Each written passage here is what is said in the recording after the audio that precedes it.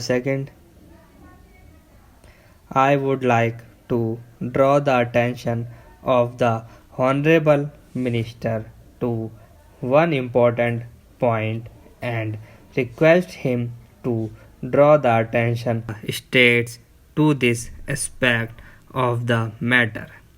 Every state has a famine relief code, but this relief code is out of date in terms of the rupee value. It has become absolutely meaningless for those persons whose entire belongings are washed away by the floods. I would like to suggest that the state government be advised to bring the relief code up to date to raise the relief quantum to a meaningful level according to the value of the rupee.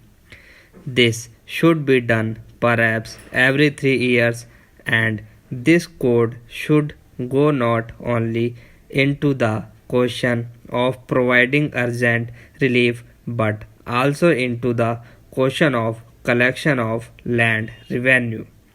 Surely loans can be rescheduled, and that should form a part of the relief code. That should form part of the relief program. The floods have become more recurrent for one reason, that the natural drainage systems in certain parts of the country have been disturbed. Sir, one thing that can be done is to initiate a permanent program of the drainage systems, particularly in the areas in the lands that lie between the bunds that we have made. Sir, the second reason again perhaps can be related to the process of development of the soil erosion and the loss of vegetation.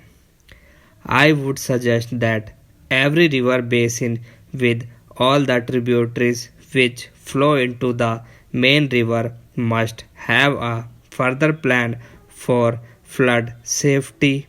The basin must be studied in its geographical and in its ecological aspects. A flood safety plan must be evolved and progressively implemented. I fully appreciate the fact that no flood plan can be made overnight or in a single year. But let us at least have a plan for every major river basin, and let that be finalized by the Ministry of Water Resources Development. It can take up programs with the help of the states from year to year. By doing that, at least we can certainly have a foolproof full flood safety program put into being within the next 20 years.